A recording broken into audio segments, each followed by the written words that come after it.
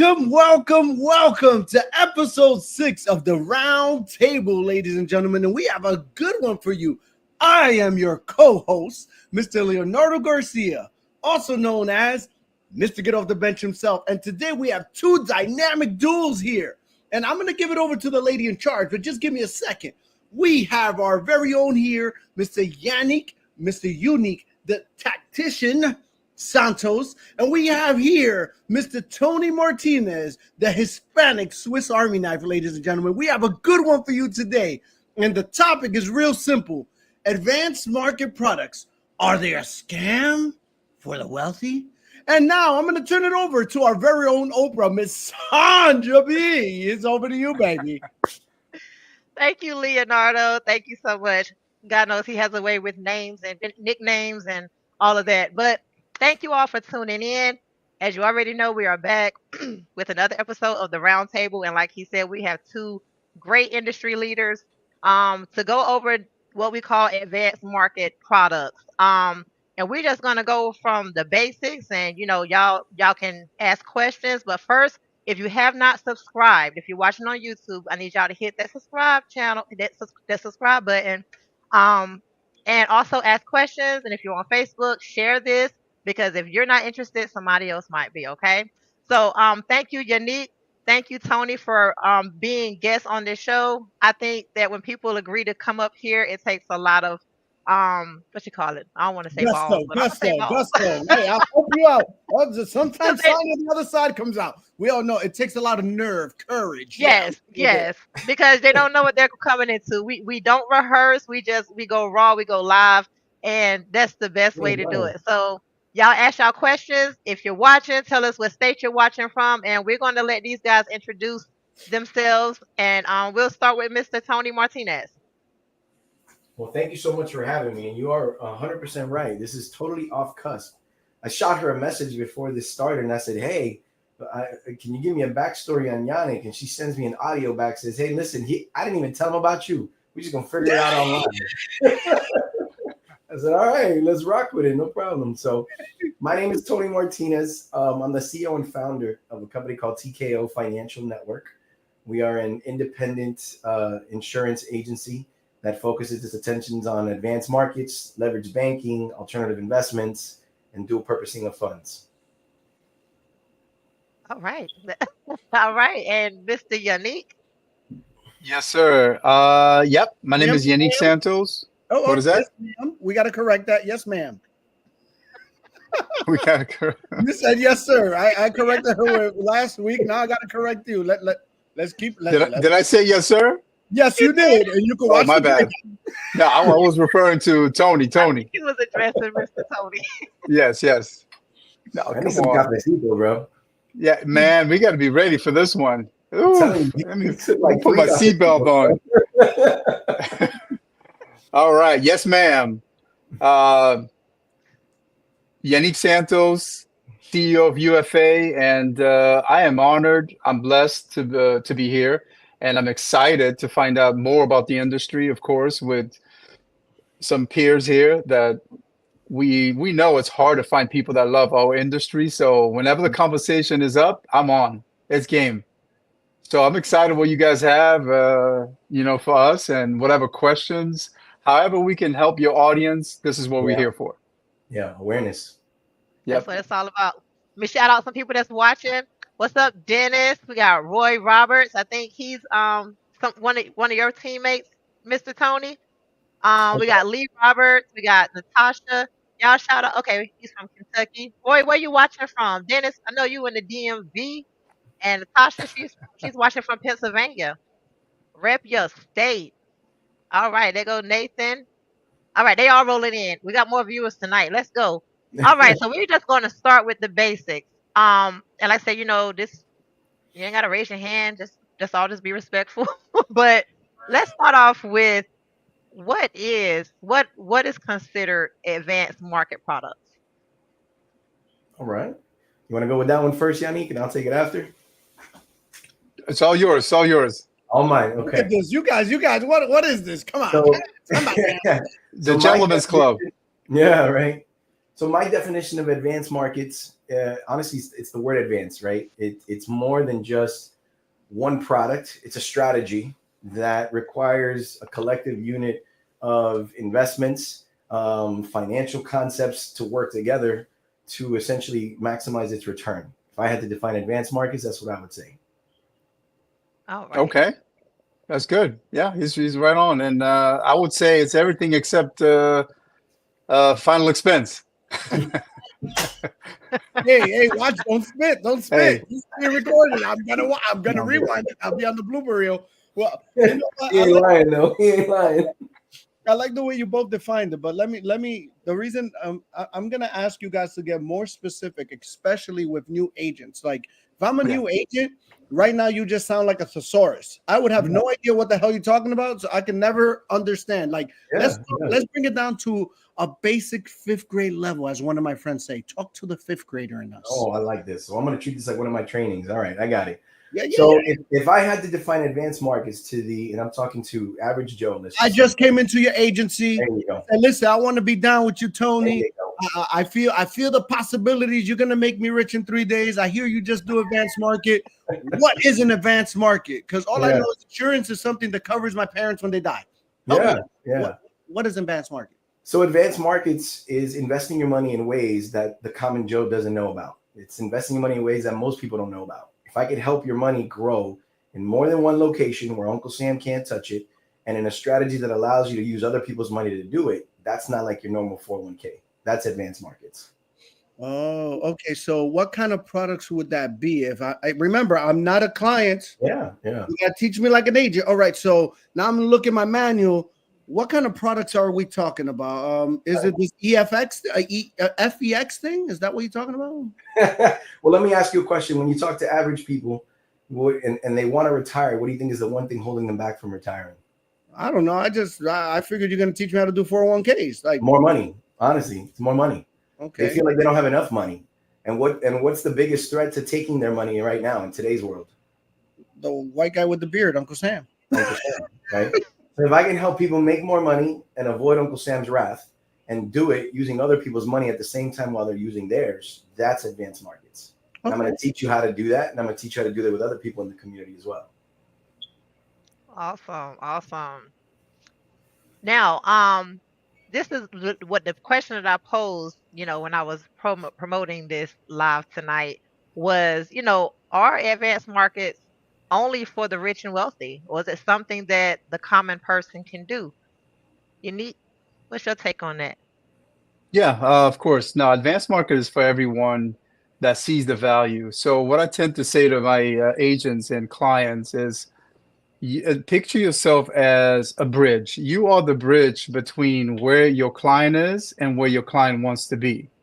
So, this bridge, according to the feedback that you get from your client, is going to allow you to find a structure that's going to help them get to that point. And it's not necessarily about money, but of course, let's be real. If you say that you have $100 and you want to build a foundation on that, I mean nowadays it's going to be hard.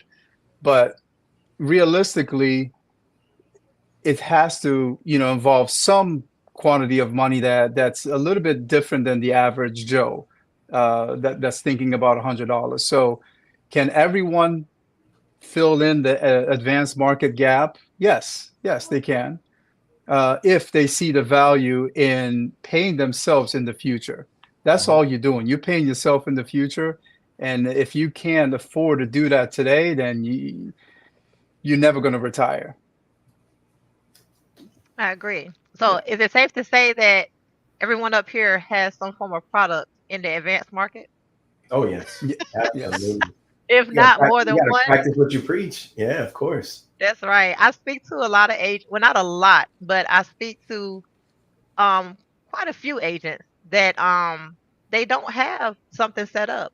And a Mhm. lot of times there are agents that are probably only selling final expense products or only selling that buy term invest the difference product, and they're not investing, or I like to say contributing into something that's more guaranteed. So do any of you guys also do investing products, or do you only do like, insurance as far as which, the advanced markets? Yeah, yeah. So here's the reality. Investing means, can I take my money? Can I make something out of it? Right? You could call yourself an investor in a savings account at a bank. You can call yourself an investor with a CD. We do use other strategies and other products outside of insurance. Okay, insurance tends to be the foundation that we build, and then we leverage alternative investments that are not your traditional stocks and bonds, securities based products that you'll find at a Morgan Stanley or an Edward Jones. Okay. Yeah, to piggyback on that, the way I look at investment is something that comes with risk. And if it involves risk, that it's considered an investment. So this is why we are so keen on showing our clients the products that we deal with, because it comes with zero risk, right? Most IUL, basic traditional IULs, they have the floor. So the client immediately has that blanket, that guarantee that you're not going to lose money if we are talking about an IUL, for example. But there's infinite banking, which is another great product. There's premium financing, and not to mention annuity, different Nope. options. Are we still here? Yeah, you're Yep. still. Yeah, You're you went still out for a you split just got a second. We blip ain't in the missed a beat. matrix. Okay. Blip in the matrix. So Keep going.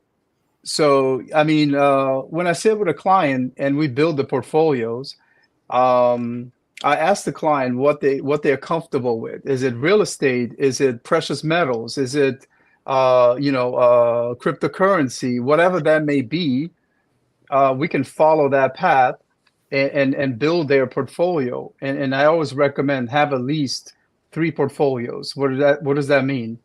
When you're 65, you got to have your portfolio as soon as you retire. Eventually, you're going to get to 75. You need to have another portfolio waiting for you there. And then, of course, if you hit your 85, then you have the 85 portfolio that you're touching on now. And that has to last you until your last day here. So what do we put on the inside of these portfolios, just to keep the conversation simple for the audience? That could be a real estate investment portfolio. It could be a combination of precious metals, you name it, your 401k, your Social Security, your index funds, your annuities, your IRAs, you name it. We have to know what the client is inclined to so we can follow their path, their liking. Because I'm the first one to tell a client, do not invest or put your money in anything that you don't have a basic understanding of. Go do your homework and let's have a conversation. Yep. Absolutely. Right. Yeah. So the way that you guys just explained that was awesome. And I'm assuming, Joseph, he says, very well said. How many agents in their hierarchy can explain it in that way? Duplication. And that's what it's all about, systems and duplication, right? Mhm. So I'm sure both of you guys, and we're going to get into, I know, okay, let me slow down. Let me back up. Y'all both had to answer some questions, not to get on the show, but just so that we can, brag on y'all experience and y'all accomplishments, right? And Mhm. so I'm looking at y'all's answers, and I mean, I'm quite impressed with you both. And I know y'all both have a nice sized agency. So, how difficult is it to duplicate yourself? You know, I'll tell you, I've been in this industry now. This year is my 20th year. And I feel like I've participated in this industry in a lot of different models. I started with the career agency model, wealth management world, understanding the products. And I learned that the benefits in that world is the fact that they provide a lot of education on products. They really do provide a good system and a structure on the products. I've also participated in multi-level marketing platforms, right? And their systems are very heavily focused on the recruiting side and the recruiting side. And I found the benefit in that. And they use the word duplication in multi-level marketing. And unfortunately, I have a problem sometimes with that, because when you hear the word duplication in the industry, a lot of times they think you got to dumb it down even more than it should be, right? Should things be simplistic? They should. But when you're talking about advanced markets, education is power. And so one thing that I spend a lot of time on with my guys and my business partners is helping them truly understand how these strategies work. I don't want to dumb it down to the point where they can't have a logical conversation if they're in a competitive situation. Now, I'm not trying to make them sophisticated in their conversations either. I want them to have plain vanilla conversations, but I realize it is possible to duplicate advanced markets into people if you're willing to invest into people and give them the time. It's not going to be as easy as one meeting. Let me show you how to sell term insurance. One meeting. Let me show you how to sell final expense and throw you out there. But if you can consistently give people your time and you can explain the why, you can say, here's what it is, but more importantly, here's why it is, you can duplicate yourself. I just don't want to duplicate people out there into thinking there's one way to build an IUL. I don't want to duplicate people into thinking the IUL is the solution for everything. I don't want to duplicate people into thinking this one company is a solution for everything. There's a reason for this company. There's a reason for this IUL. There's a reason for this whole life. There's a reason why we built it this way. And people should know in this industry why it's done one way versus another way. That to me is proper duplication, and it is very possible. I come from a world where a lot of people used to tell me, you can't do that. You can't do that. There's no way. It's possible if the leader's willing to invest time and energy into those people. That's my opinion on the word duplication. Okay. Great explanation. You heard most of that, Unique? Towards the end is what I caught up with. But yeah, so duplication. My take on that is I'm ready to pass on the torch, right? So how many people can I impact with the information that I have acquired in my 26 years in this industry? And to me, the conversation is key, and everyone has a different way of receiving the information. So the way I have figured things out that works for me is find out where that person is, that agent is that you're working with, and for example, we use a chart, 4 colors, green, red, blue, and yellow. So depending on their qualifications, I connect with them in their level where they can receive the information in a way that they understand it. And then from there, I go as far down as I need to go. Do I need to dumb it down? I'll dumb it down to a 5th grader level, like Leo said, right? But some you don't have to. The key is, can you talk about the advanced market without using those complicated terms that throws everybody off? Because they need to learn it in a basic way, and then from there make it their own, even if they need to incorporate those complicated terms that we have in the industry. So to close with that is, this is my favorite part of the industry, one of my favorite parts, to be able to work with agents and duplicate myself in agents. I take a lot of pride and joy in it. And I don't time myself. It takes as long as it has to take for an agent to absorb it. Sometimes it can take an agent days, sometimes weeks, sometimes months. But if you're here for the long run, then you're going to understand that patience is one of the virtues that you need to have.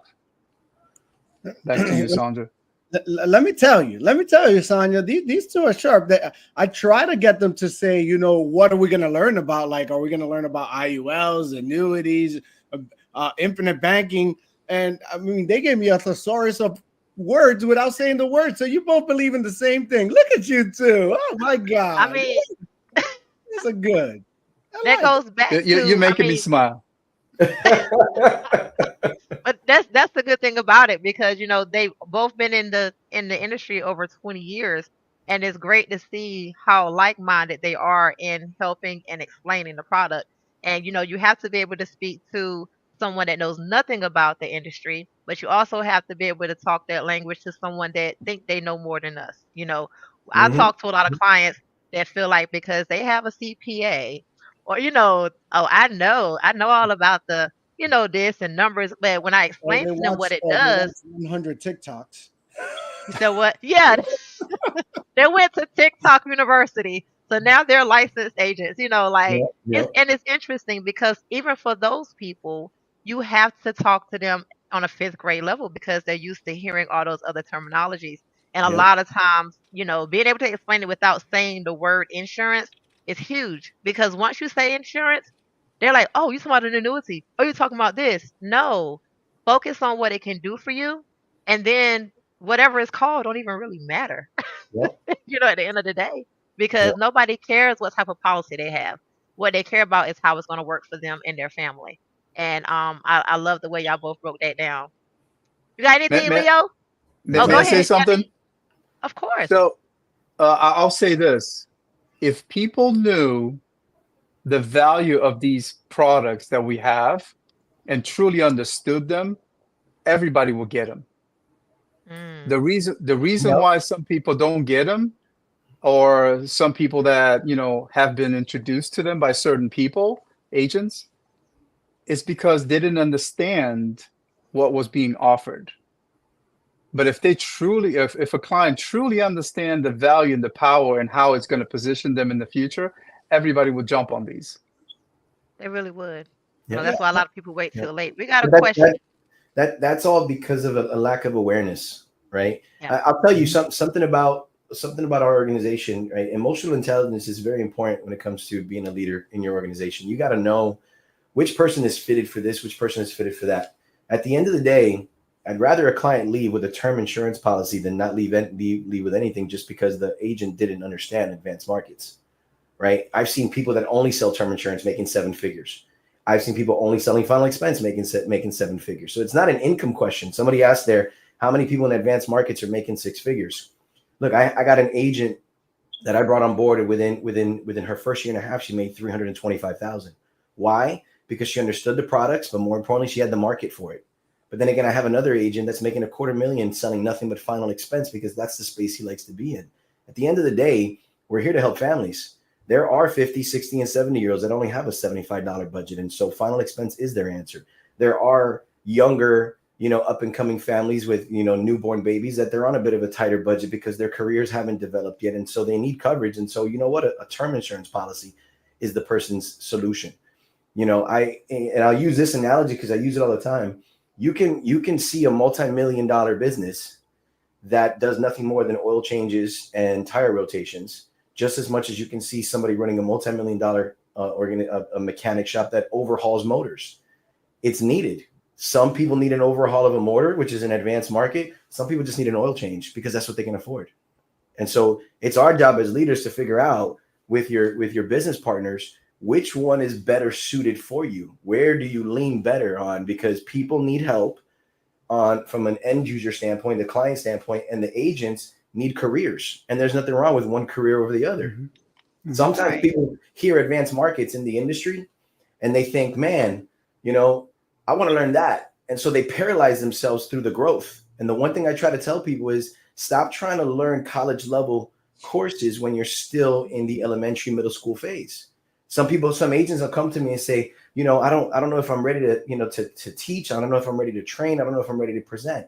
And I say, well, listen, give me 3 names of 3 term insurance companies. Give me 3 benefits of living benefits. Give me this, give me that. And they, they'll start giving me the answers and I'll tell them, you know more than you think. You know more than the average Joe. You can go out there and even though you might not be able to talk advanced markets, you could sell a very decent term insurance policy or a very decent GUL. And if you understand relationship building, you're going to come back to that client for annual reviews. And when you come back, I would have sharpened your knife a little bit more and a little bit more to the point where now you can have an advanced market conversation. But isn't it nice to know that they were covered just because you had the ability to solicit a regular insurance policy? So as you grow, you got to still be willing to fall forward. You can't just say, Right. I'm going to wait to be an expert. No, it doesn't work that way. It takes time to get to that space.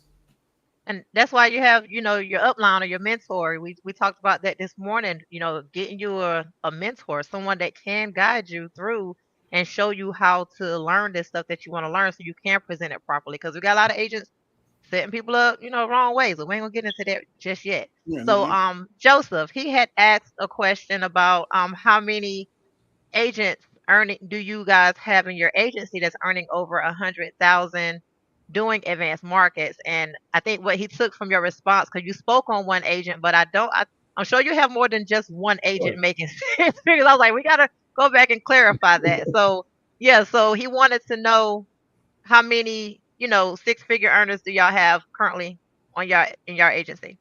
Yeah. You want to go first? You want me to go first? My question is, this Joseph he's probably an agent, obviously, or want to be an agent. Well, Okay. Well, I don't think he does advanced market based off of this comment. He said it Okay. doesn't sound simple to learn or teach. So Well, I'll say this, Joseph. When I first got into the industry many years ago, all I knew was final expense.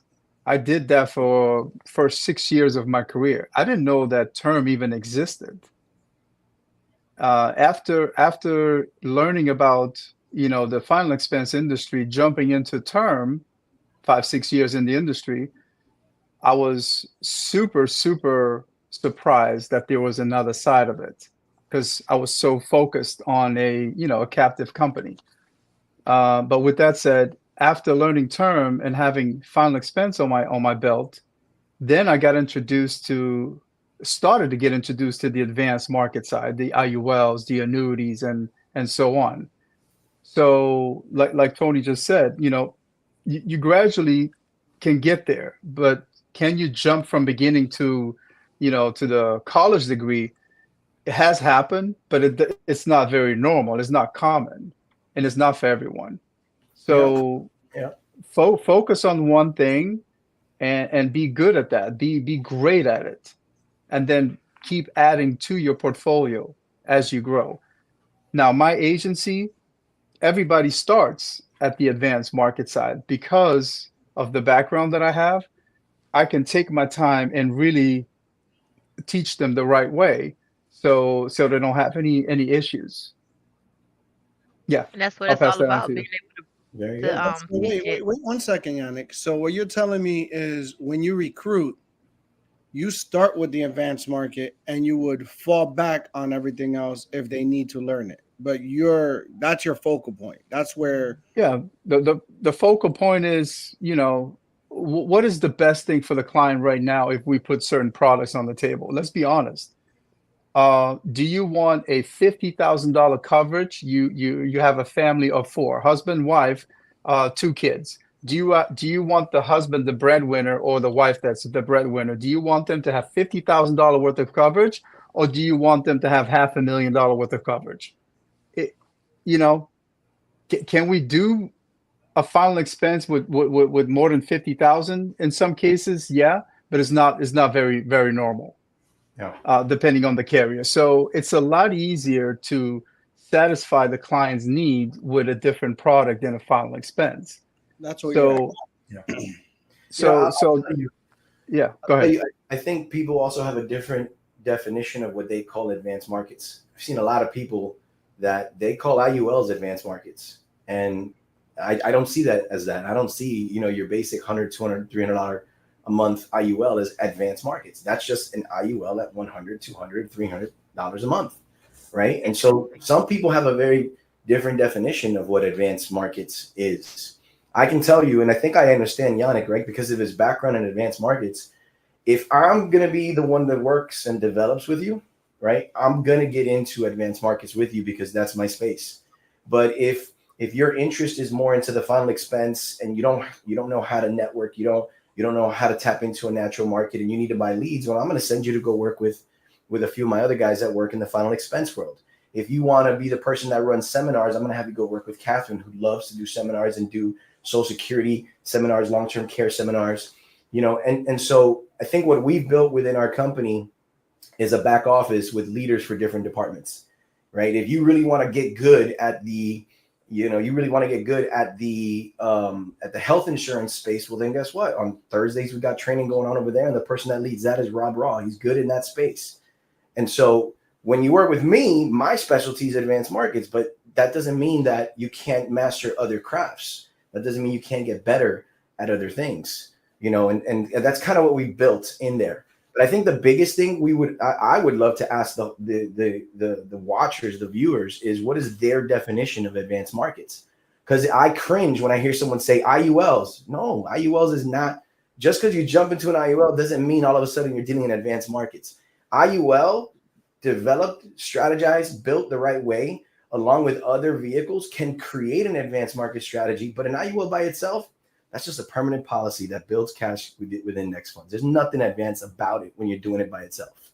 That is different than Interesting. well, that's very interesting because Wow. Let me unpack that for a minute. I've heard exactly what you're saying. Advanced market. What according to what I'm hearing from both of you right now, advanced market is more strategy than product. Mm-hmm. Absolutely. Mhm. Absolutely. Because I'm gonna tell you right now, viewers can agree or disagree. I'm used to people disagreeing with me anyway. What a lot of people end up seeing as advanced market are your it's basically what people say, final expense has his lane, term has his lane. Advanced market is anything past that. So IUL, annuity, How you will. Oh, infinite Mm-hmm. banking, those are products. And listen, I'm just telling you what I've seen, what I've heard. Um, I've been blessed enough to hear differently and educate my and put myself in positions to hear what you're saying now. But that's not what the average agent is seeing. Average agent is seeing an IUL, an infinite banking, uh, uh, let me see, what an annuity, and call those part of the advanced market to the point where you know what that's that the is? debate. That's just clap. That's just they know the word advanced markets is a sexy, attractive word, but because they only know how to sell the basic IUL, they call it advanced markets. It's just clap. That's all it is. They're just hyping up the concept. I know how to sell an IUL, so therefore I do advanced markets. That's not true. That's not true in any way. No, I'm not saying you're bad for it, and I'm not saying that there isn't a place for 100, 200, 300 a month IULs, but don't call it what is not. That's like souping up a Honda Civic and then calling it a a muscle car. No, it's not a muscle car. That's just a souped up Honda Civic. Let's, You know what I mean? but Like, you what are you can't, but doing? you can soup up the Honda Civic. Let's not Listen, Scott, overlook And you there's know, nothing wrong you with know that. he And just there's told me nothing, he's Puerto wrong Rican. with He that. just And told me there's he's nothing Puerto wrong with Rican. He ain't got a Honda Civic. that. Bring him to the Let's Honda put a Civic. pin. Let's put a And pin there's in nothing wrong that. with that. But don't Seriously. call it a supercar. Don't be calling it a supercar if it ain't a supercar. Oh my god. Let's That's put the a pin in truth. that. We're gonna come back because I definitely want us to get more into some more products because there's still other products that I haven't heard mentioned yet as far as the advanced market. But I want to go over the questions that y'all answer because I want everyone to understand that y'all are really listening and hearing from some experts. I know both of you have people up here that already know you guys, but let me just edify y'all for the viewers that don't know. So Mr. Tony, I mean, we already said y'all been in the industry for 20 plus years. His greatest accomplishment during his career is building and I'm gonna hold off on that one because that's a big number. I'm gonna come back. I'm gonna come back to that. We're gonna come back to it. Okay. He currently has 1,300 agents on his team. Um, his average monthly production of the team is 1 to 2 million monthly, which that's a large gap. So is it closer to She one or is it said, closer to two? you know she country. She says a large yam. That's a big old gap. Where are we at? That's a large Yeah. gap, one You to know, two you know what that million. means? We've got some $3 million months. We've got some $1.1 million months, but our average is right around that standpoint. So is the average 1.5 million? Is Yeah, it let's just say that. 1.5 We to can say that 2 or 1 to 2 Okay, million? 1.5. All right, all right. 1.5. Okay, this is Okay, a all big right. difference.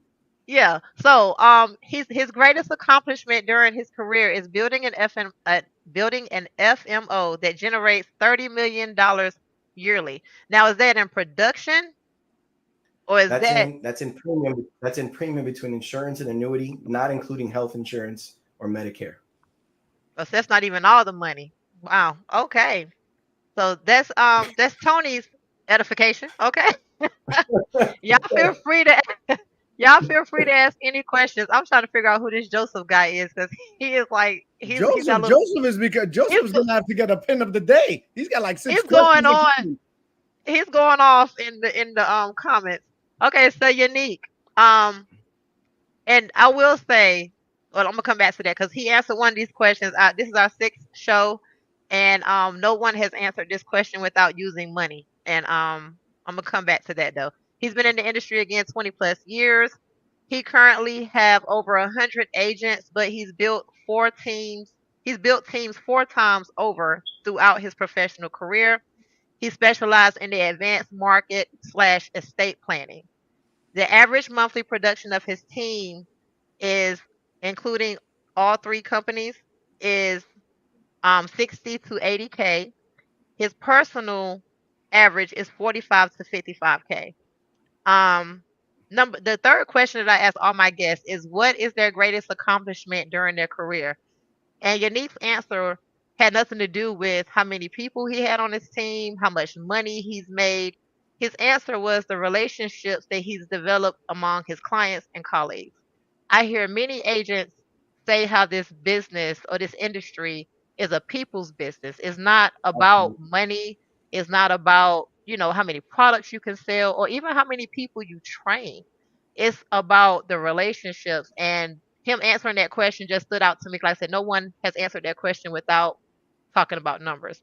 So I appreciate you guys for answering those questions. Um, do y'all have any questions for each other? Yeah, that would be interesting.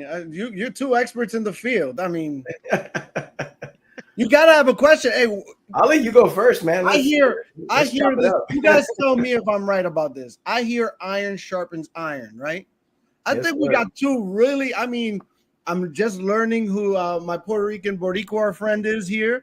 I know y'all like your personal experience, so I see two guys that are really in this market and know their stuff. I mean, you guys talking big. You know what you're saying. Yeah. You understand each other's language right now. Some, including myself, and some of our viewers are like, "Does anybody have the subtitles to what they're saying? They're saying words that we don't get." Yeah, I'm, yeah. I'm sure you got some interesting things You that. know, Who is this Joseph guy? Can we invite him on the show right bring him now? on. Yeah, bring him I in. want I want to send him a link. Like, bro, come on, we need a live audience member right Why now. But not? I think we can start that today. Joseph has like 16 comments so far that I've seen We pop need a up. resume Anyway, though. We need his resume though too, he better yeah, come up yeah. with it.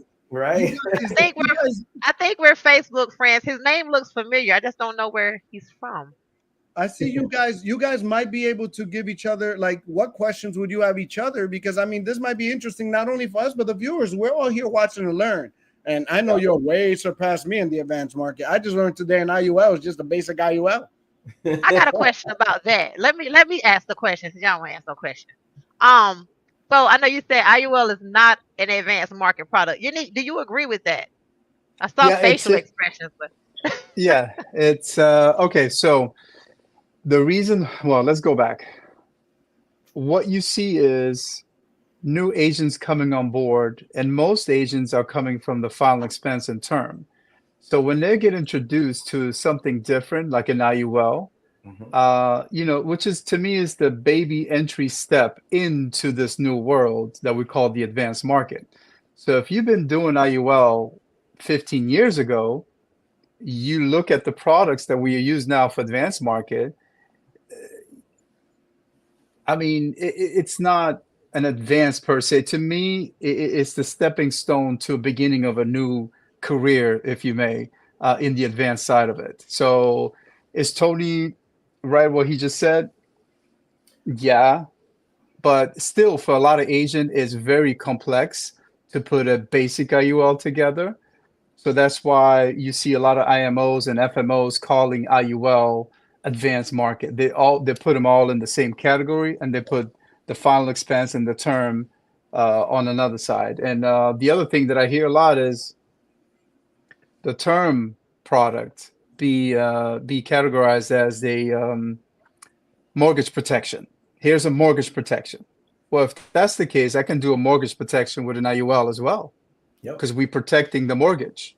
Hmm. So it's just, twisting the words around because it's not a mortgage protection per se, but if you get clever enough, yeah, you can make it look and present it as a mortgage protection. Yep. Uh, Absolutely. I but feel like, yeah, I learned that about mortgage protection too. Because at first I thought it was just term, but mortgage protection is just whatever you want to use the insurance for. It could be a car protection. I mean, it could be whatever protection you uh, want, whatever you qualify for, whatever you're willing to pay for. It doesn't have to be a term. So I learned that a few years ago. But that's right. A lot of people are so narrow-minded when it come down to these products. But I look at an IUL. It can definitely be in the advanced market um product category because depending on how it's funded and how it's structured, it could it could very much be something that some people would actually use for the infinite banking, although that is a completely separate concept. And I'll Complete. let you talk on that, Jenny, Yeah. because you yeah, yeah, yeah. I was like, hold. So now you're correct, Sandra. can an IUL be an advanced product? Yes.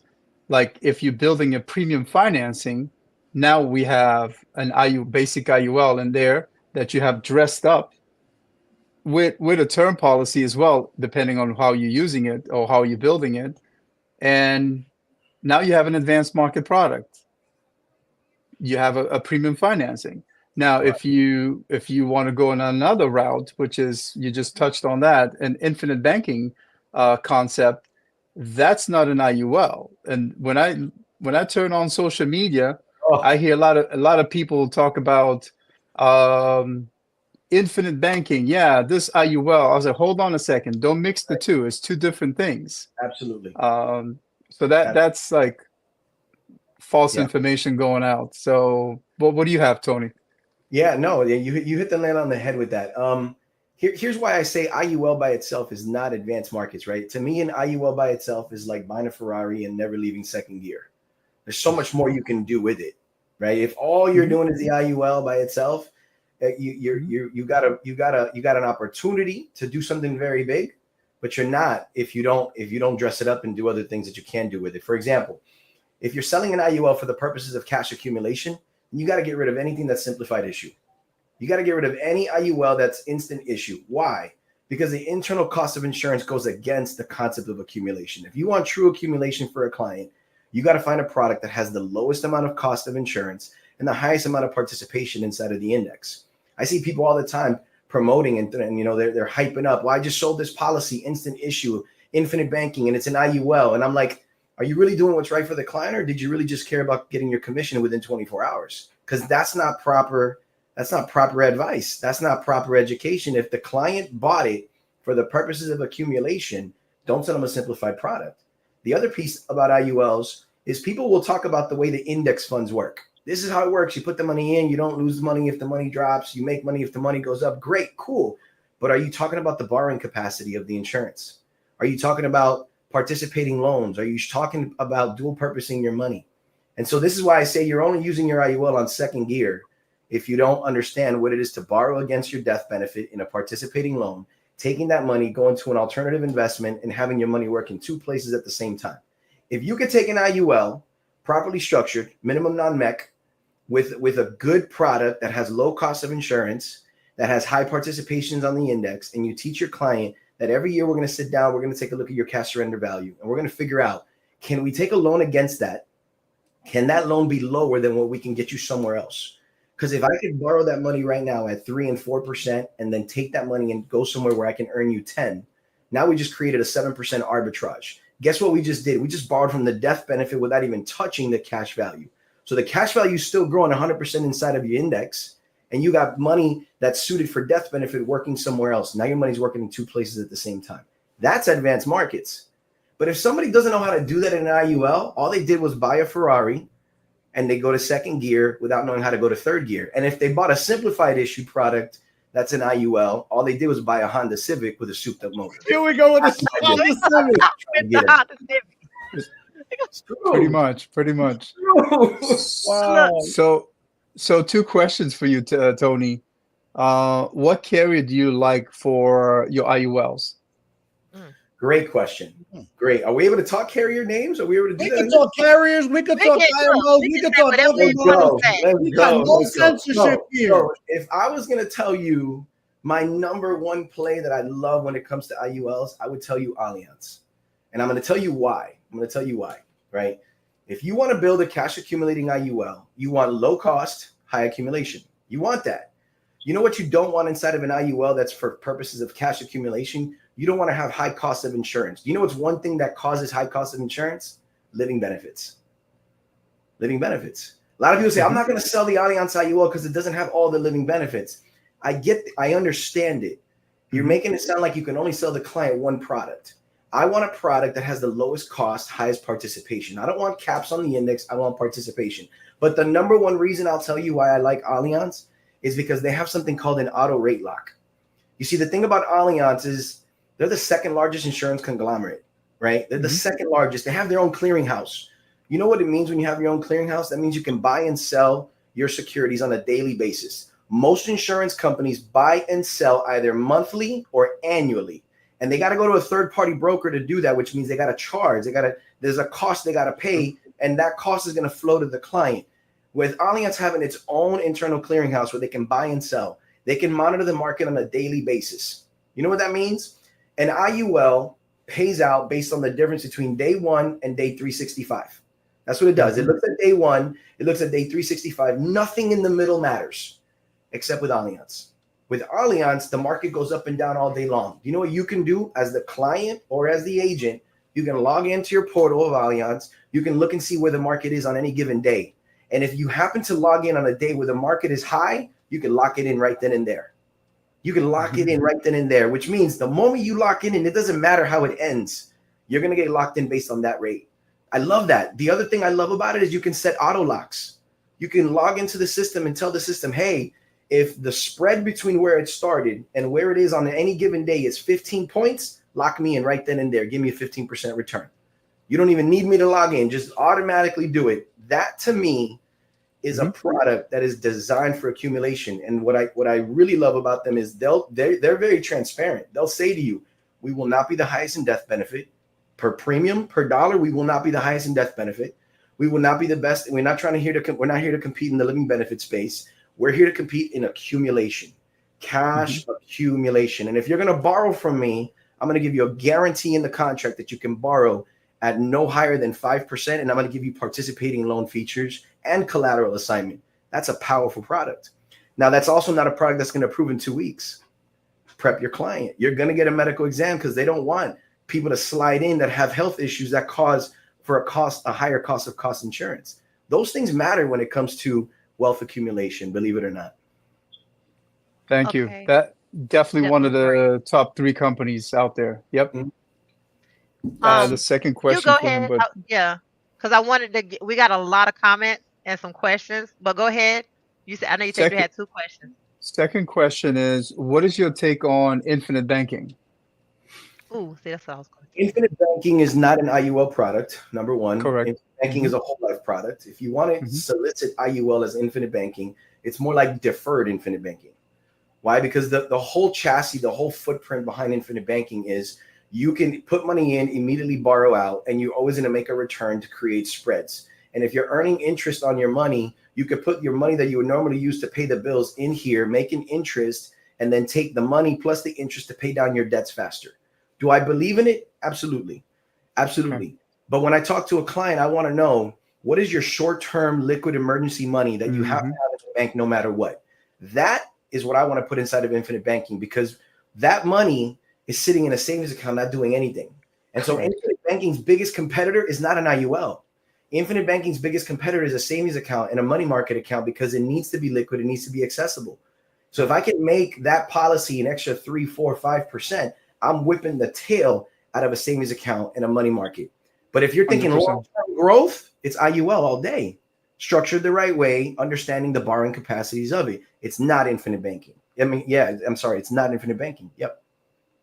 Cool. I like that. I have one more question. I'm done. Yeah. We might have to go 15 minutes extra. Keep going. I like it. So I got a full bottle. Do you deal with premium financing as well? Not in today's space. Why? Because premium financing is attached to cost of living adjustment, which is about 8.25% right now, which means it's very hard to borrow at a decent rate. Number one, it's very easy to move it to disqualify people, because premium financing requires the client to pay 5 years. Premium financing requires them to make over 6 figures. Premium financing requires that the loan gets paid back within 15 years. And so why not, instead of premium financing, why not leverage banking? Why not leverage banking where you can almost kind of create your own world of premium financing? That's one strategy that we use a lot, where we say, listen, by the 3rd year, we're going to borrow against your cash surrender value in a participating loan. We're going to put it into some type of a high yielding hedge fund that has some type of a real estate collateral. It's going to generate 15 to 18 to 19% return, very low interest rate. And then when you make that money, you're going to dump it back into the policy. And if you make enough, you just covered the premium payments, the target premiums, and some overfunding as well. So you do premium financing only with IULs? No. In today's world, I'm not dealing with premium financing. I don't think it's the right time. I don't think interest rates are the right time. What about if you do a premium financing with a GUL? That's not a bad strategy either. Again, depending on the objective. Hold What's the on, client hold trying on, time to out, accomplish? time out. Flag on the play. Red flag. Flag on the play. Stop Flag it. on the play. Rewind. You guys can have your pillow talk. We are agents here. I have no idea what the hell you're talking about, Yannick. Explain. He said that's a good strategy, and we have no idea in God's green earth what you're talking about. You just started naming analogies. He's talking about Honda Civics. Let's get it right. Hold on, let me just let the viewers know. Explain what the hell you just asked and why. Because he said good strategy. I don't do it. And to me, that was like, huh? What happened? Flag. Flag. No. What I heard from Tony is what I wanted to hear. He's always thinking about the client. Absolutely. So how do we put the client ahead? And there's so many ways to get to the goal, to the final destination. Mhm. And it's interesting to see appear, how he would go there and how I normally go there. So I think we need to have a conversation outside Explain your outside of strategy. I this. could care less. This ain't for you guys to kiss each other's hands. I wouldn't know what the hell you were talking about. You said something GT something, and he said, I saw him go. He almost grew a hair and excited, like, wow, that's cool. And then you're like, all right, let's go on to the next one. No, I mean, explain like you did. Bring me down that road. Go ahead. okay. So again, putting the client ahead as you should always. Mhm. The client, I always say, client comes first, agent comes second, and the company comes third. I asked him what company that he's using. He said Allianz. I respect Allianz because it's top 3 companies in US. And he is correct. They have so much flexibility because of the footprint that they have. Yep. That other companies don't have. Many don't have. The other thing is, how do we get the client? Let's put some number to it. I have a client that comes to me, 45 male client, tells me, hey, I want to retire by 55. And I'm looking to have X amount of dollars. Okay, so that's a good start. So what I look into is, okay, what products can we put this client on that's going to give him that result that he's looking for? So if you look at a basic IUL, he might not get there. If you look at an infinite banking, he could get there, but we need to go some turns in order to get to that number. Mhm. What if we look at a premium financing with an IUL or GUL? I wouldn't do a VUL because very risky. Yep. We want to take the risk out. So these products are basically different venues to get the client to the end goal. And for the viewers, real quick, because I'm looking at all the questions and messages coming in. On the Universal side, keep in mind that first Universal came out as a product itself, and then they started to add subcategories, the VUL, the Variable Universal Life, and then there was the GUL, the Guaranteed Universal Life, and then there was the IUL, the Index Universal Life, right? So you have all these options for your client. Which one are the best? Well, it depends what year we're in, what decade we're in. Because in the 80s and 90s, it's not what's working today.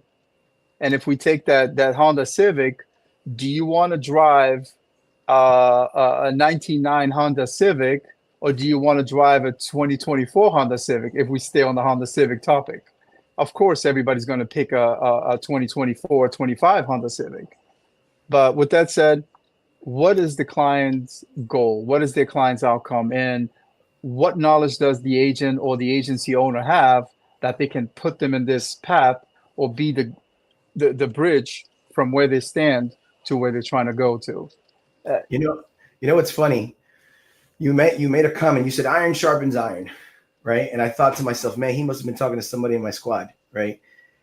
One of the biggest things that's passionate to me is the education of this industry. Last year, we hosted a convention in Miami, and we called it Bringing Education Back to the Industry. This year in October in Los Angeles, we have our annual convention, and it's called Iron Sharpens Iron. Right? Why is it? Because we're going to take 2.5 days. In that space, we're going to be training and developing agents to understand what is the right way to structure these IULs. What is the right way to recommend an annuity? When is an accumulation annuity better than a lifetime income annuity? Right? How do you break up an annuity contract to figure out if that bonus is just hype, if it's really going to be beneficial to the client or not? You see, I see him smiling because he knows what I'm talking about. Right. Right? I mean, we're going to take 2.5 days in this convention to teach on those exact strategies. I'm not looking to bring people for 2 days just to hype them up and motivate them with a low budget Tony Robbins event. What I'm trying to really do is teach them how these strategies work. Because at the end of the day, if they're going to go and they're going to invest their money, their time into these conventions, I want to make sure when they leave, they got tools that they can get an ROI on. And understanding these strategies is 1000% what people need in this industry. I think the best part and the worst part about this industry, and I can almost agree, every one of you are going to agree with me, the best part is anybody can get a license, and the downside is anybody can get a license. Ooh. And the worst part of this industry. It really is. Because here's the reality. People with a moral compass and a desire to help clients don't want regulation. Yet this industry needs regulation because there's a lot of people out there with licenses slinging products, designing them the wrong way because they care more about their commissions than they do the benefit of the client. And so it's like a catch-22. So how do we fight it? We continue to pour education into this industry, continue to pour knowledge into this industry, continue to pour reason and rhyme into this industry and explanations as to why not this product and why this product based on the client's objectives. But number one focus, client's objective. What are you trying to accomplish? What's your time horizon? What's your risk tolerances? That makes sense? That's what we're trying to do here, man. We're trying to educate people. That's what we do in this. That's what this platform is for, to educate not only clients, but agents. See, the one thing that you said that I found to be very important is that anybody can get a license. But, you know, if you get a license and you find your niche and that's what you do to help people, then stay in your niche. And I think that comes through education. That's why we have the platform, to let people know, get in where you fit in. Not just get in and, all right, let's go make some money. So we want people to make the right choices. And you guys are giving us some great intel on the advanced market, man. I'm leaving with my head blown. We got some good questions here from Dennis. Yeah, we do. Yeah. I want to say this real quick before we get into the questions. So we got a lot of comments. Oh my God, I just went blank. She just had a brain moment. I did. It's so much. I mean, this is great. Let's go to the question. I think this has been one of the most informative episodes so far. I really do. So yeah, Dennis asks, can an IUL or dividend whole life policy compete or outperform a mutual fund or a Roth? That's exactly. Which mutual fund, right? What's the risk tolerance inside of the mutual fund? Is it more aggressive versus conservative? Which whole life policy? Is it a mutual whole life company? Is it a stock traded company? What's the dividend scale? There's so many questions that need to be answered for that question to really truly be answered. Can it? Yes, but also can it? No, depending on who they're going up against. Got you. Okay. Let's see. I think mortgage should be added to the cost. I think mortgage protection should be added to the cost of the mortgage. That way it is there in case it's needed and never an issue with lack of payment. Mortgage people that buy houses, they are forced to pay for mortgage protection, but it doesn't work like the insurance for mortgage protection, right? Correct. Okay, so yeah. Thank you, Antonio. I think I know Antonio. Ask Antonio if he's a life insurance agent or used to be. Are you a life insurance agent, Antonio? He's not a real estate agent. If that's the one I know, his sister is, though. Oh, well, he should have known the answer to that. Justin has a good question. I want to follow through with that one. Go ahead. 90% of IULs that are out there are written wrong, and that's how the industry gets a bad name. Yep. Yes. So with that said, this is why the FCC right now, there's a bill on the table that they are trying to vote in to any agent that want to sell IUL and above to be required to have a securities license. Yep. Whoa. Yep. That's gonna suck. Now that's been around for like a decade and a half, and the NAIC keeps defending and lobbying and supporting it. It's getting closer and closer, but there's so many people that don't want that bill to be voted in, How do especially you feel about carriers. that? How do you feel Yeah, how about do you that? feel about it? Do you have? I don't know if you guys have your series. I mean, I'm assuming you do. Who knows? How do I Well, feel about it? Listen, regulation, in my opinion, will always go overboard. So do I want that type of regulation? I don't. Do I want Big Brother? I don't. Why? Because I have my own moral compass. We have our own ethical belief. You know, one thing that anybody that works with me will hear is that I always want to make sure we take care of the client no matter what. No matter what, I want to design the policy to meet the client's objectives. And so I don't need Big Brother over me. But does the industry need it at times? Yeah, sometimes they do, because again, the benefit of this industry is anybody can get a license. And the negative of this industry is that anybody can get a license. So what's the objective of the agent? To make money or to help a family? That's the difference. and why is this bill on the table? It's on the table because the complaints keeps rising. Yep. You know, the insurance commissioner department, the attorney generals, they're getting all these complaints, Mm-hmm. lawsuits left and right. So that's why they're looking into more regulations. I hope My that my helps, thought Justin. came back. My thought came Oh, back. go ahead. Okay. So anyway, I was thinking like, okay, when you have an agent that, whatever, let's say most of them start off with final expense, or of course they don't come in knowing much about advanced markets, right? Most agents want to write advanced markets because they see there's more money there. It's not, oh, I want to write advanced market because I think these products can really help my clients. So that I think that's another, like when an agent tells me they want to do advanced market, I ask them why. Because for one, some people don't understand how you get paid. When it comes down to IULs, you don't get paid off of the premium per se. You get paid off the target premium. Correct. And so you could write, somebody could be putting in 2,500 a month, but if the target premium was only 500, for that amount, then you're mad because you didn't get paid how much you thought you was going to get paid. But you But might have done right if by the client.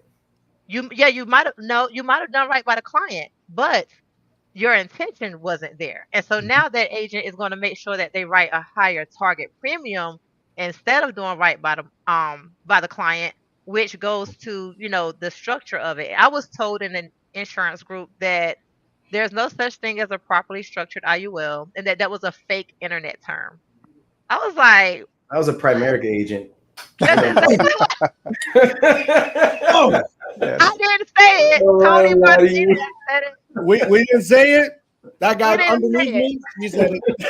But I completely agree. I think, Primerica agents, they always come for us, and I say us, meaning people that's not Primerica Yeah. agents. And when we speak on them, they want to become the victim. I'm not I'm not in support of buying term and risking the rest. So Risking the that's what rest. has I'm it. not. Oh, I'm not in. did I say Listen, that? I'm not in support of buying term and not having a securities license to invest the difference. That's what I'm not in favor of. That's what I said. A lot of Okay. them don't even do that part, but they don't care Yeah, it because Oh, we're is. just shooting they're getting shots paid. today. I mean, Really? but it's the truth. Listen, can the buy term invest a different strategy actually work? Yes. Properly structured investment portfolios can work. There's nothing wrong with that piece, but you can't preach something that you don't have a license to sell and then say, well, I just broker it away. No, you don't. You sell the term and you don't even come after the difference because you don't got the license for the difference. You want to know something that they should do in primary? They should regulate it. It's not when you get to this level that you get your securities license. You should get your securities license within the first year. Otherwise, don't work in the company. Because you can't Well, I preach do buy know. term invested difference at whatever contract level you're at if you're not going to get your securities license.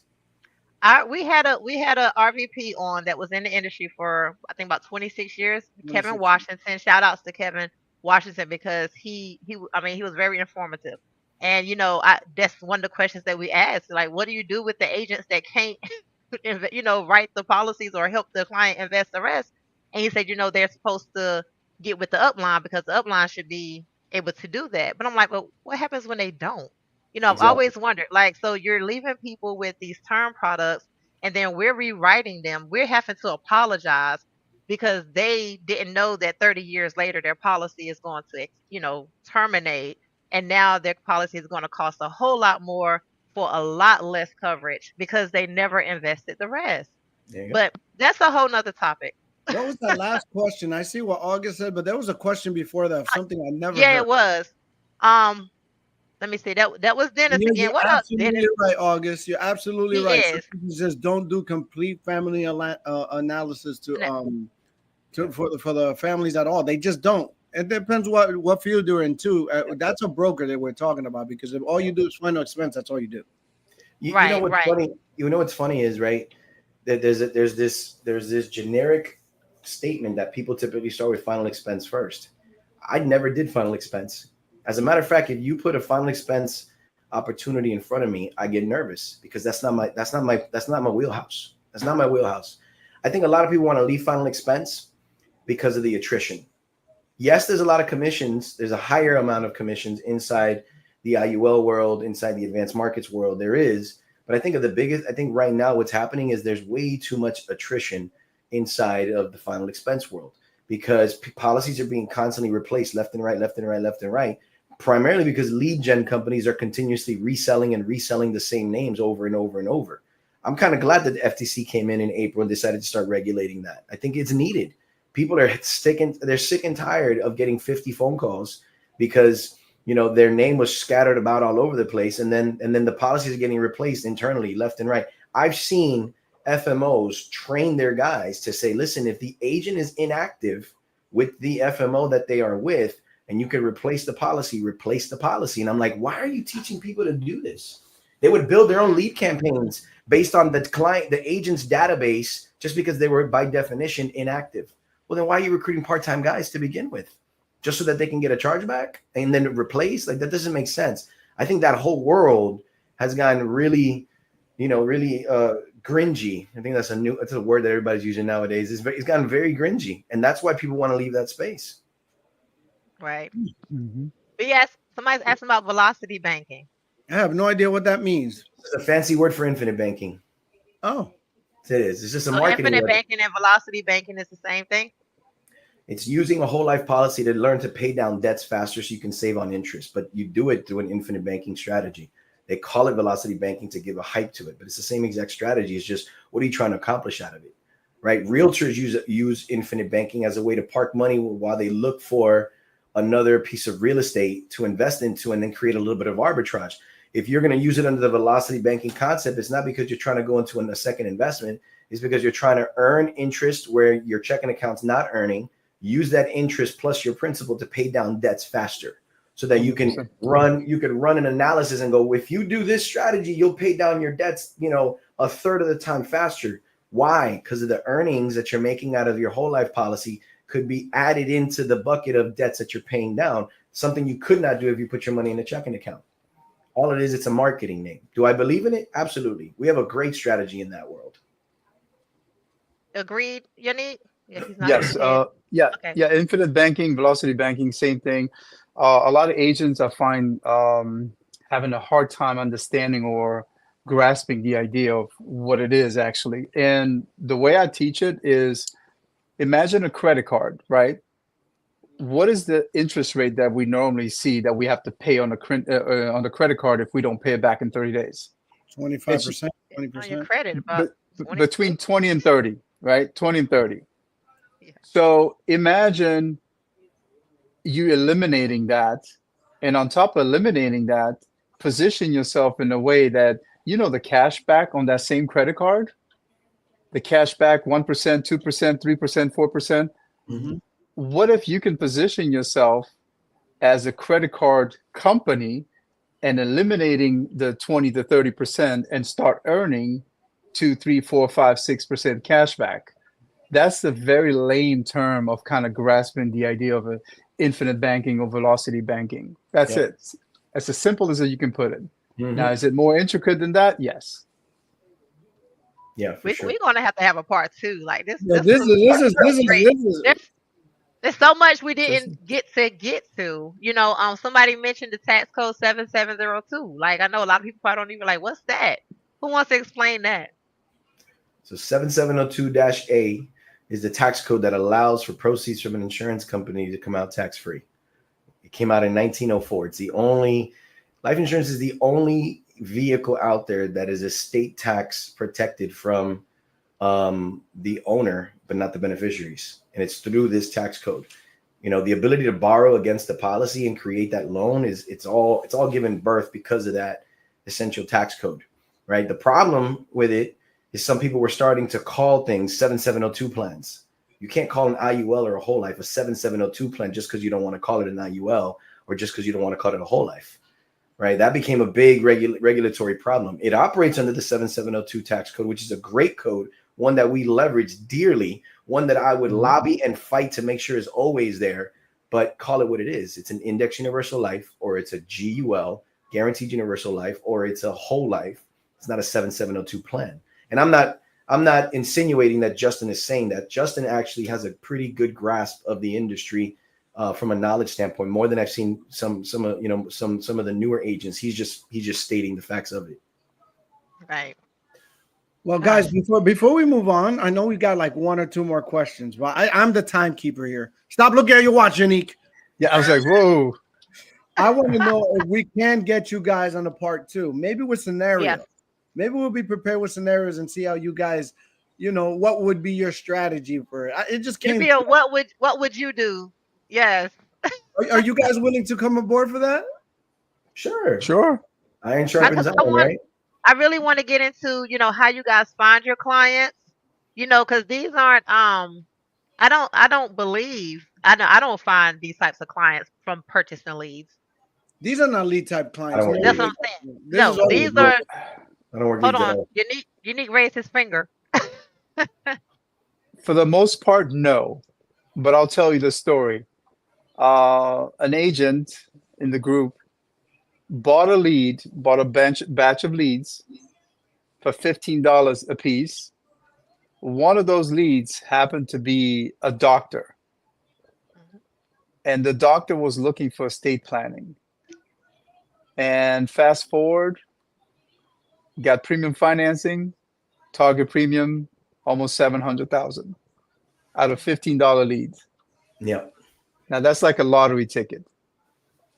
It can happen, but it doesn't happen all the time. Yeah, you can fall across them, but you have to know how to ask the question. Tony's face just said to Unique, "Damn it, you! Damn it, you!" Damn it, you! Hey. His whole face. That's not a Honda Civic. You know what it is, though. I'll tell you, it's refreshing. It's refreshing to run into someone in the industry that understands the concepts, can explain them, but in the same token, always, at least from his conversation, right? He's always putting the client first. That piece is important. This is a servant leader type of a position. If you're going to work in this industry, you have to be a servant leader to your agents. You got to be a servant leader to your community. You got to be a servant leader to your clients. You got to be a servant leader to your beneficiaries. How many agents actually have meetings with the beneficiaries to let them know what the insured just purchased? Right? Not many, but not many do. You know how many policies people pass away and the family didn't even know there was insurance in place or living benefits in place that could have been claimed a long time ago, but there wasn't that education there to the beneficiaries or the contingent beneficiaries because of fear. Their fear there. Yeah. What happens is they're afraid. Like if somebody came to sell my mom a product, they're afraid that I'm going to read it and tell my mom cancel it. It happens in some communities, but that's worth the risk. That's not what your job is here to do. I agree with you 100%. Our job is to be informative, and if they can't see the value, they never saw it to begin with. That's lack of knowledge. So I definitely take that. And Tony, look, I can get to Yannick, but I want you to know that Yannick. We recorded. Yeah, good correction this time. You got me there. But, Tony, we can always play this back. You already told us you'll come back. I just want to make sure that guy that said you're not coming back, I just want him to know you're coming back for part 2. I don't mind coming back. I'll even invite you guys to the Iron Sharpens Iron convention. We could do it on stage if you want. Oh wow. Oh, okay. Let me know. Whoa. Let me know. August 16th through the 18th in Los Angeles, California. We're expecting about 250 people at this convention, and it's going to be fire. This year. August 16th. October 16th to the 18th in Los Angeles, California. Okay, we're hosting a convention called Iron Sharpens Iron. We have Cody Askins as our keynote speaker for day one. I'm sure you guys know Cody Askins. I love Yeah. Cody. We have Desmond Clark from the formerly from the Chicago Bears coming in as well too for our day two keynote speaker. He actually retired from the NFL and then became a principal to Mass Mutual, so he's coming to tell his story of entrepreneurship as well. And then on the second day, we're gonna have an awards ceremony, kind of do it up. We have Lady Lunchabelle, a comedian that's gonna come and perform for the organization. And All right, Sonia, send this guy the bill. He just got a free promotion. He just promoted on our show without permission. He got that off though. The motion would have been if I put the website up right here, just coincidentally just had it there. Seriously, look, one of the agents, I think one of your agents would definitely, hey, post a link in the comments. I mean, we're all for educating people. Yeah, absolutely. We're about to have the church announcement section right here. Anybody else have anything else going on? Look, guys, I'm really honored. I'm glad you both came on. Me too. Because even with both, I know your schedules are crazy, and you guys gave the viewers us. I mean, I don't even know how many viewers we got, but that's the most comments I've ever seen so far. We've had some great shows, comical. This has been by far, in my opinion, the most informative. And you guys really, really did your thing. I really want. We're gonna schedule this. Not we. Let me stop lying. She is gonna make sure she schedules part 2. Because I'm a co-host. I'm just I'm the sidekick. I'm Robin in this operation. So Batman will be getting in touch with both of y'all because we got to make sure we have a part 2. And I do want to make a scenario based. What would you do? You know why? Because I think that's the way to learn. All the jargon and all that. One thing that you two guys do very well is you do not use the vocabulary of like, oh, what I'm going to do is I'm going to set you up with an IUL. You teach us to understand what an IUL is through different verbiage. And I think that's important for the viewers and for not only the viewers that can be clients, but the ones that are agents. We have a lot of agents on that usually what they see is an IUL. It's got 3 buckets and this is what you do and and this is how you split it out. What you guys, I think, are doing right now and the way you educate, the people, your teams, and those that are around you seems to be through strategies and situational. And I think that's realism. Mm-hmm. Like that's why people, when they knock on the door or go to people and they say, oh, I do insurance. That's why people run, because the word insurance has been tarnished, stained. It looks like a scam. Like, you hear so many bad things. People, if you say you do insurance, they almost the women grab that person across the street. Like they're scared, But when you talk about strategies and what we really do in the industry and how we put people in a better position than we found them, regardless whether it's through final expense, term insurance, no matter what it is, I'll even dare to say, even the agents that put people in a bad situation, it's bad because you guys are pros, but they didn't know any better. They still left that client, and I always say that, better than they found them because they got something as opposed to nothing. Did they do the best? Maybe not. But at the end of the day, they did do their job. They left them in a better position than they found them. But with people like you guys in the industry, I feel that you guys are very like Antonio. I'm telling you, that's Mr. Villarreal. There's not too many Villarreals, but I know that one. I think I know him. You leave people in a better. You leave us wanting to do things the right way. Yeah. This is the way that we regulate the industry. By teaching one another and, sometimes dealing with criticism if it needs to be there. So I really do hope. I'm going to go after you if you don't. I'm going to slander your names all over the internet. And I'm going to keep playing. I'm going to play rewind. How you say you're going to come back and I'm going to say you're a liar. And hopefully you'll come to see that. And then you'll get mad at me and come after me. But we are going to have a part 2. Like I said, Batman over there is going to set it up. And I want to really thank you guys from the bottom of my heart for coming. Sonia, let them get the last words in yourself. That's you. Go ahead. This was great, guys. I really appreciate you guys for coming on. This comment alone right here is what it's all about. It's about informing the people, people that don't know, people that think they know. I mean, I learned more tonight from you guys, and I'm very appreciative to this. Y'all make sure y'all in the comments, the convention is posted. There's some links. Quite a few people have been posting it. So y'all tap in, connect, and follow these guys. When y'all close out, y'all tell them how to connect with you guys. I'm going to share that we are trying to reach our first 100 subscribers. Okay, this is our 6th episode. I think we're almost halfway there. I appreciate you guys for sticking on tonight. We went past our hour, but that means that this was great information, and I did not want to just cut it off in the middle. We're at a good stopping point. We'll have a part two, not next week, but a part two will be coming. So you got to subscribe so you get notifications, right? Once we reach 100, our first 100 subscribers, all of those subscribers will be put into a drawing, and it will be a cash giveaway. You can spend it how you want to. You can donate to the podcast. You can do whatever the Lord leads you to do with the money. But help us reach our first 100. And every time we hit another milestone, we will be giving away another cash prize. Okay. Mr. Tony Martinez, any last words, sir? Listen, I like what you guys are doing. You know, it's new, it's edgy. Creating education to me is important. The fact that you're inviting anybody from all walks of life and different FMOs, different FMO, different IMOs is a great thing. I hope you guys do get yourselves. Anybody. I hope you guys get yourselves up to that level. You know, get your 1,000, get your 1,000,000 subscribers, right? You got to cast a vision. Wait, we should already have 100. Aren't you the president or CEO of TKO?